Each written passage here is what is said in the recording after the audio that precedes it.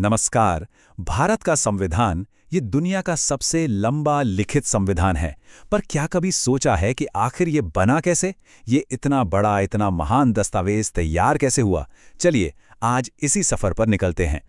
2 साल, 11 महीने और 18 दिन। जी हाँ, इतना वक्त लगा था इसे बनाने में। और ये कोई आसान काम नहीं था, बिल्कुल नहीं।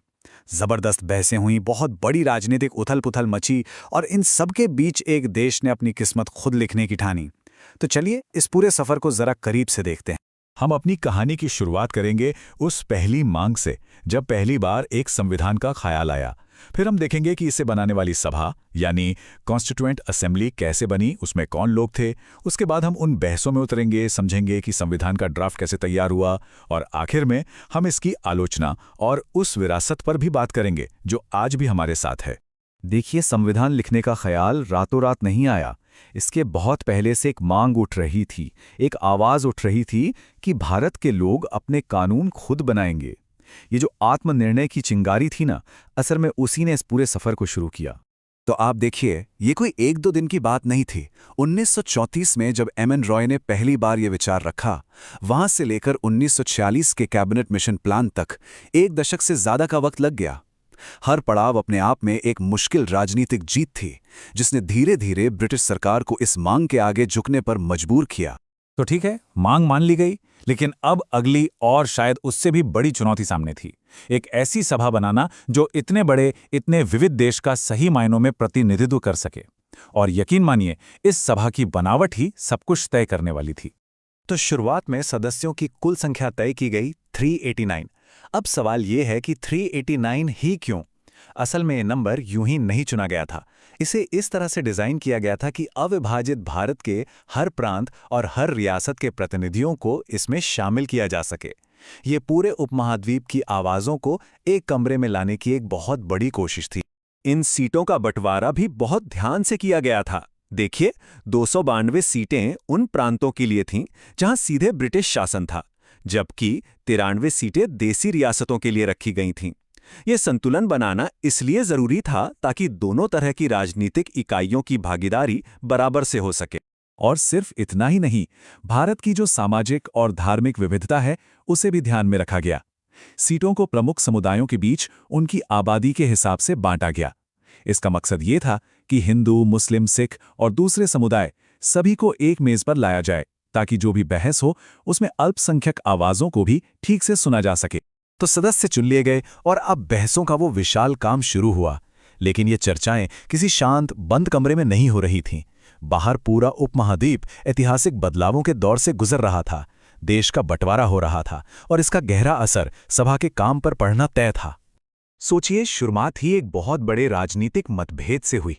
9 दिसंबर 1946 को जब पहली बैठक हुई तो मुस्लिम लीग ने एक अलग देश की मांग करते हुए इसका बहिष्कार कर दिया, और इस एक घटना ने आगे की पूरी कार्यवाही की दिशा ही बदल दी। फिर एक बहुत ही अहम मोड़ आया जब जवाहरलाल नेहरू ने उद्देश्य संकल्प पेश किया। इसे आप हमारे संविधान का मिशन स्टेटमेंट भी कह सकते हैं। इसने भारत को एक स्वतंत्र, संप्रभु गणराज्य घोषित किया और न्याय, स्वतंत्रता और समानता के उन मूल सिद्धांतों को सामने रखा जिन्होंने पूरे संविधान को एक दिशा दी। 1947 के भारतीय स्वतंत्रता अधिनियम ने तो समझिए सब कुछ बदल दिया। जो सभा ब्रिटिश अधिकार के तहत बनी थी, वो रातों रात एक पूरी तरह से संप्रभु यानी सॉवरेन संस्था बन गई। अब उसके पास बिना किसी ब्रिटिश दखल के अपनी मर्जी का कोई भी संविधान बनाने की पूरी ताकत थी। तो सवाल ये उठता है कि इस सभा ने इतने बड़े, इतने मुश्किल काम को संभाला कैसे? इसका जवाब एक बहुत ही सिस्टमैटिक तरीके में छुपा है। वो था कमिटी आधारित तरीका। इस विशाल काम को छोटे छोटे मैनेजेबल हिस्सों में बांटा गया। इसके लिए कई सारी समितियां यानी कमेटियां बनाई गईं। संघ की शक्तियों और मौलिक अधिकारों जैसे बड़े मुद्दों के लिए बड़ी समितियां थीं और छोटी छोटी बातों के लिए छोटी समितियां। हर समिति अपने आप में एक थिंक टैंक की तरह काम कर रही थी। लेकिन इन सब में एक समिति थी जो सबसे ज्यादा जरूरी थी, और वो थी प्रारूप समिति यानी ड्राफ्टिंग कमिटी। महान कानूनविद डॉक्टर बी.आर. अम्बेडकर की अध्यक्षता में बनी इस 7 सदस्यों की टीम पर एक बहुत बड़ी जिम्मेदारी थी। इन्हें बाकी सभी समितियों की रिपोर्टों को पढ़ना था, उन्हें छानना था और उन सबको मिलाकर एक अकेला सुसंगत कानूनी दस्तावेज तैयार करना था। कह सकते हैं कि संविधान का असली खाका इन्हीं के हाथों में था। तो कुल मिलाकर 2 साल 11 महीने और 18 दिनों के दौरान सभा के कुल 11 सत्र यानी 11 सेशंस हुए।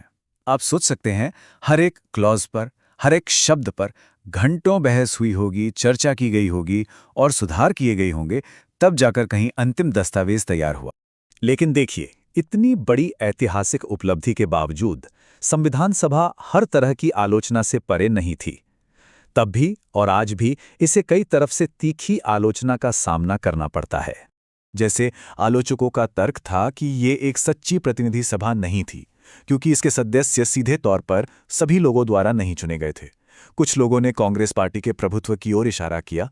वहीं इसके पक्ष में ये तर्क दिया जाता है कि उन सीमाओं के बावजूद सभा में हर तरह की विचारधाराओं और समुदायों को शामिल करने की पूरी कोशिश की गई थी, जो संविधान बनाने जैसे जटिल कानूनी काम के लिए जरूरी भी था। और फिर वो दिन आया, 26 नवंबर 1949 को। सालों की वो कड़ी मेहनत अपने अंजाम तक पहुंची। संविधान को अपनाया गया और इसी के साथ एक नए भारत का जन्म हुआ, जो अपने खुद के कानूनों और आदर्शों से चलने वाला था। भारत के संविधान का बनना सिर्फ एक ऐतिहासिक घटना नहीं थी, ये भविष्य के लिए एक बहुत साहसिक वादा था। उनके द्वारा बनाया गया दस्तावेज आज भी आधुनिक भारत के हर पहलू को आकार देता है और इसकी व्याख्या एक जीवंत, हमेशा चलती रहने वाली बातचीत बनी हुई है। तो सवाल आज भी यही है, इतिहास से जन्मा ये दस्तावेज हमारे भविष्य का मार्गदर्शन कितनी अच्छी तरह करता है।